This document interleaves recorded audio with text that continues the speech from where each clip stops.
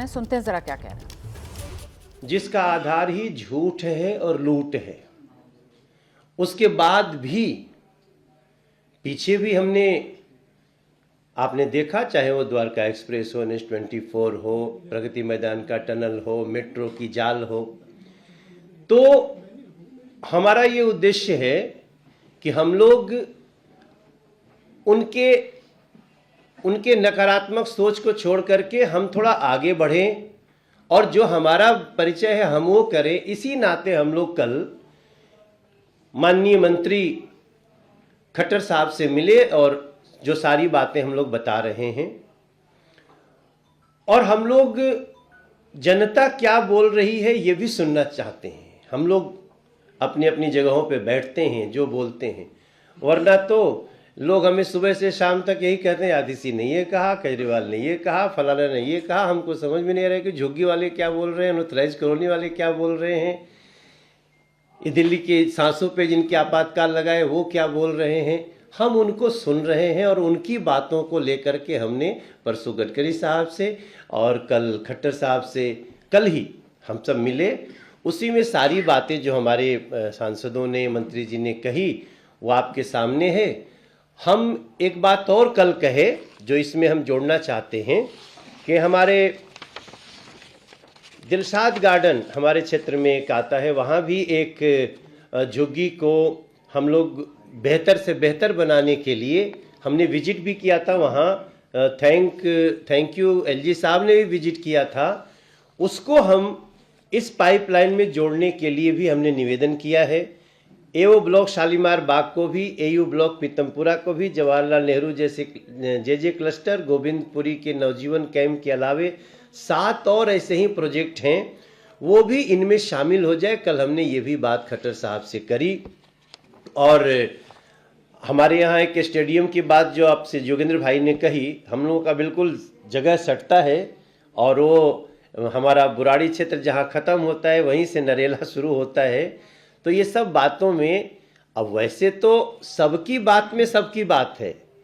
हमारे यहाँ से मेट्रो फेज़ 4 जब मौजपुर से निकल करके अब हम उसको मजलिस पार्क तक जोड़ रहे हैं, तो जैसे ही जोड़ेंगे हमारा, अगर उसके आगे जेवर भी जुड़ रहा है, सहारनपुर भी जुड़ रहा है, ऐसा जुड़ने का प्लान हम कहते हैं, तो निश्चित रूप से हम दिल्ली के कंजेशन को दूर करना चाहते हैं। मूल उद्देश्य हम जीवन देना चाहते हैं। आम आदमी पार्टी की सरकार ने मृत्यु परोसी है दिल्ली को।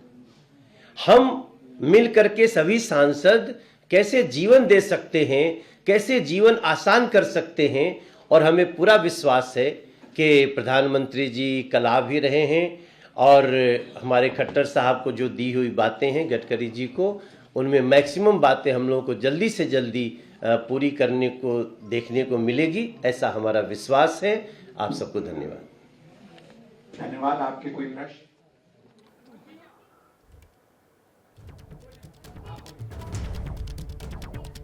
मनोज तिवारी को आप सुन रहे थे। बीजेपी की तरफ से प्रेस कॉन्फ्रेंस, जिसमें बीजेपी दिल्ली का विकास किस तरीके से हो, दिल्ली का इंफ्रास्ट्रक्चर कैसे बेहतर किया जाए, कैसे मेट्रो की कनेक्टिविटी बढ़ाई जाए, दिल्ली के लोगों का जीवन स्तर कैसे बेहतर किया जाए, दिल्ली में झुग्गियों को बेहतर और कैसे बनाया जाए, इसी का जो पूरा खाका है उसकी तैयारी बताते हुए इस तरह की बात करते हैं। हम देश के हर किसान को किसान सम्मान निधि देते हैं, लेकिन दिल्ली के किसान को नहीं मिल सकता क्योंकि उनको किसान का दर्जा ही नहीं प्राप्त है। केंद्र सरकार ने म्यूटेशन अलाउ किया है दिल्ली। अभी हम लोगों ने म्यूटेशन 20 साल बाद हम लोग सारे सांसद मिलकर के और किस तरह से म्यूटेशन शुरू कराए। तो इसलिए वो लोग केवल बातों की बात करते हैं, हम लोग कार्य करके लोगों को खुशियां दे रहे हैं और वो खुशियां और बढ़ने वाली। किसान सर्कल रेट की बात करते हैं, वो नहीं दे रहा है। और एक बात और आपको बता दें, आपने मनोज्ञा जी आपने सवाल किया, किसान अपने सर्कल रेट को बढ़ाने के लिए धरने प्रदर्शन पे बैठे हैं, बैठ रहे लगातार, चाहे वो रामवीर सिंह बिधोड़ी जी हो या फिर कमल जी सहरावत या योगेंद्र जी हो, गांव के लोग उनके पास लगातार बैठ करके बातें कर रहे हैं। ये बढ़ा तक नहीं रहे हैं ये लोग। किसान की बात क्या, आतिशी बढ़ा दे। अगर आतिशी बढ़ा दें तो हम आज की सभा में बहुत धन्यवाद उनको हम धन्यवाद करें।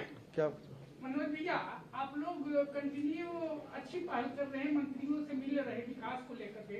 पार्लियामेंट सत्र भी शुरू होने वाला है इस महीने, बजट सत्र। क्या हम उम्मीद करें कि ये जो आप जिन परियोजनाओं को लेकर मंत्रियों से मिल रहे हैं, पार्लियामेंट में प्रस्ताव आएगा?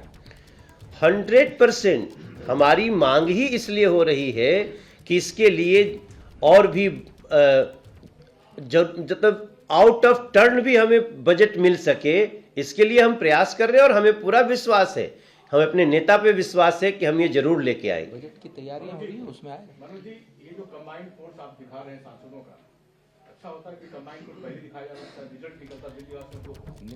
नहीं, हम तो लगातार किए हैं भाई साहब। कैसे कह रहे हैं? अभी पीछे जो लोकसभा का चुनाव था, आपने देखा, हम लोगों का सारे लोग एक हो गए, उसके बाद भी दिल्ली की जनता ने इसी इच्छा शक्ति को और कंबाइंड शक्ति को आशीर्वाद दिया। सर, कुछ दिन पहले सर, प्रधानमंत्री मोदी कल वीर सावरकर के नाम पे एक मस्जिद का शिलान्यास कर रहे हैं, विपक्ष इसको लेकर के सियासत शुरू कर दिया, क्या कहना चाहेंगे? वो तो करते रहता है, वो करते रहे, हम अच्छा काम करेंगे। जो नकारात्मक सोच के लोग हैं, जो हिंदू समाज के विरोधी हैं, जो सावरकर साहब के विरोधी हैं, वो विरोध करते रहेंगे, मगर हम देश की भावनाओं के अनुरूप आगे बढ़ रहे हैं। वीर सावरकर कॉलेज का जो इनॉग्रेशन है वो द्वारका क्षेत्र में जो नजफगढ़ रोशनपुरा क्षेत्र वहां पर हो रहा है और 140 करोड़ का प्रोजेक्ट है। और नजफगढ़ जो क्षेत्र है, नाहरगढ़ को जिसको पहले जाना जाता था, वो वीरों की भूमि है और वो वीरों की भूमि वीर सावरकर जी का सम्मान करती है। हर्षी, कुछ दिन पहले हमने देखा था कि बीजेपी के कई सांसद चुनाव आयोग गए थे नाम कटवाने को लेकर। मैंने आपसे पूछा था, आपने कहा था 5 लाख से ज्यादा फर्जी वोटर्स हैं, लेकिन चुनाव आयोग ने अभी तक किसी का नाम काटा वो देख के सामने नहीं आया। बीजेपी लगातार कह रही है कि फर्जी वोटर है, तो कहीं ना कहीं इलेक्शन कमीशन आम आदमी, आपका पॉइंट लेता हूं, आम आदमी पार्टी के लोगों ने वायदा किया था 20 कॉलेज बनाने का। दिल्ली में 10 साल में एक नया कॉलेज नहीं बनाया। आज अगर केंद्र सरकार ये बना रही है तो वो कॉलेज का विरोध कर रहे हैं, वो सावरकर का विरोध नहीं कर रहे हैं।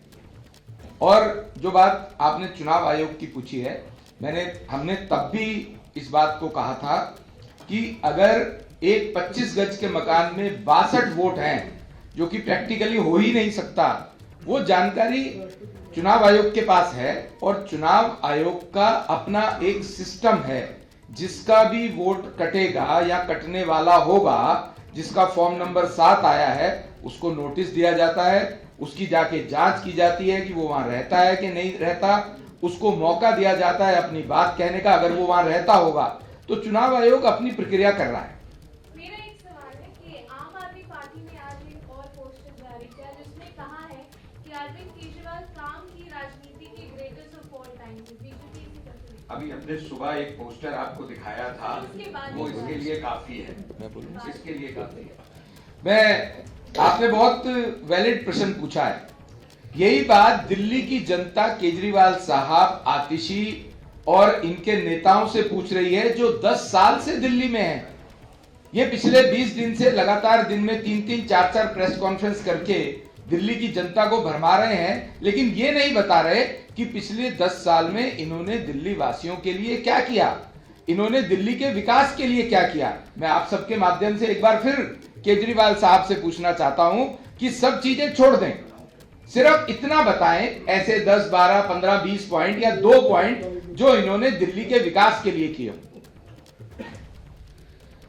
धन्यवाद, बहुत बहुत धन्यवाद।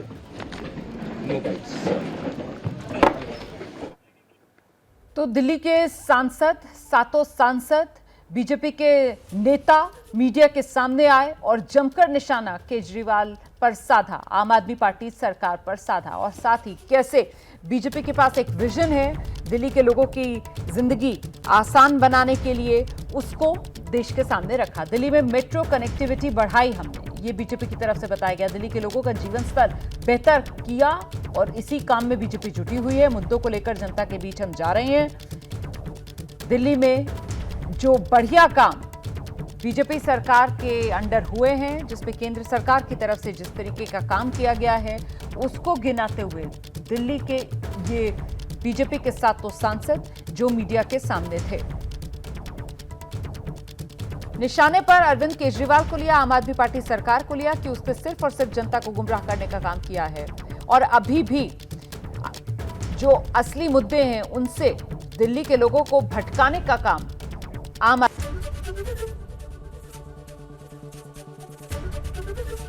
एबीपी गंगा, खबर आपकी, जुबान आपकी।